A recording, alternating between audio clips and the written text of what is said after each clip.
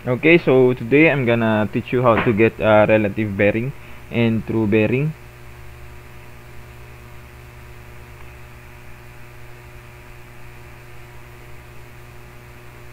So para ito sa inyong assessment task na gagawin. So first, ito yung ship natin, yung nasa middle, which is naka triangle siya. At yung line from the ship is called heading, the ship's heading. So yun yung bearing niya. So that is, I suppose that is 45 degrees.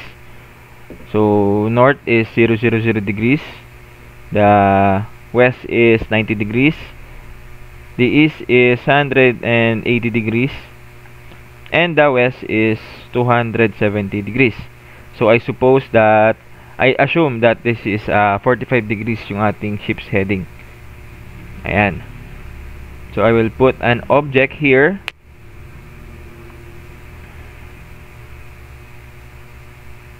So ito ay assume that this is a lighthouse. Yung bilog, yan ay lighthouse. Siya ay mga targets na pwede nating makita while we are in a navigation. So yan. So that is a lighthouse. So that lighthouse is 90 degrees, right? So lagyan natin ng line para may design.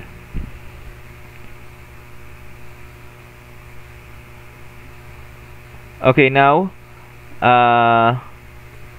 this is 45 degrees true. So from the north clockwise, the ship's heading, so yun yung heading natin, 45 degrees. And also from the north clockwise papuntang west, so papunta dyan sa lighthouse, that is our true bearing. So wait, I'm just gonna draw.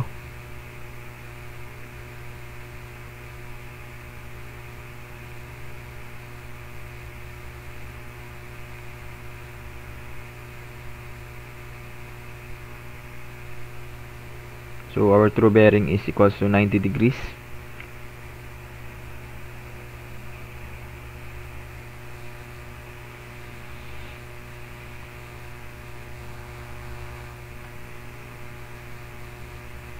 So from this line, the north, clockwise, so bawal ang counterclockwise, only clockwise. From the target, so that is our true bearing. So bilang tayo, 0 degrees up to the target. So ayan. So that is 90 degrees. And paano naman natin kukunin yung relative bearing? So from the ship's heading papunta ng target or the lighthouse, so that is our relative bearing. So meron tayong formula na pwedeng gamitin dito. I will state it later. I'm just gonna draw this line para makita nyo.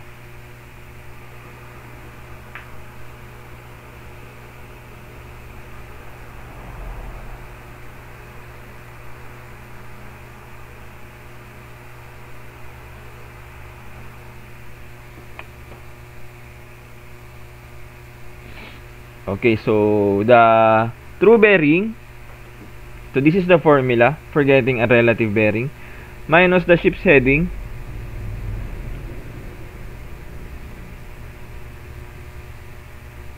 so 45 degrees, so 90 minus 45 degrees,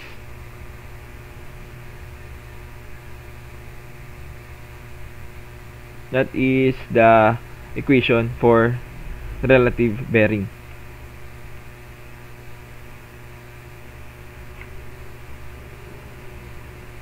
So that is 90 minus 45. Okay, that is 45 degrees. So, ganun lang kadali kumuha ng relative bearing. So, pwede ba magbigay ng isa pang example sa inyo? So, example, iba naman. So, hindi naman siya lighthouse. So, let's assume this is a boya.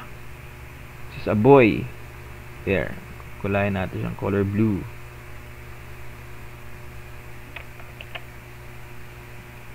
So this buoy is, I assume, sabihin natin 125 degrees. So let's color it blue, orange.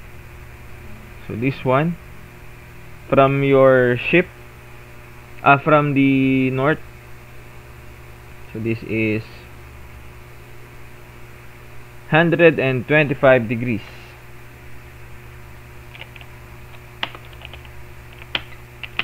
True bearing. So how can we get the, paano natin kukunin yung relative bearing?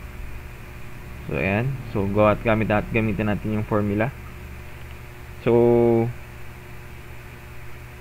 the ship's heading is also 45 degrees.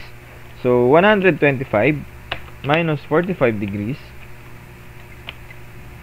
equals to 80. So 80 is our relative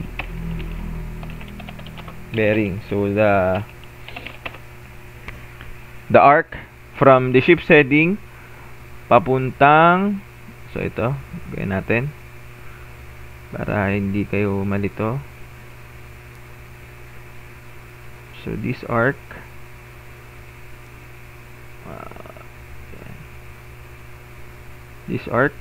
ship's heading to the target, so that is our relative bearing. So i-move natin yung sagot. Ayan, so the answer is 80 degrees. So ganun lang. And I hope na magawa nyo ng ayos yung inyong assessment task for the midterms. So you just have to get the bearing, the true bearing of an object na makikita nyo sa kusina nyo, which is binigay ko na sa assessment task nyo yung 3 objects na yon. So after getting those objects, the true bearing of those objects is kailangan nyo i-compute yung relative bearing. So for the MTRE2, I'm sorry for giving you wrong information about relative bearing. So medyo nalito lang ako, nakalimutan ko na yung the correct equation for this. So that's all, and good luck with your midterm exam.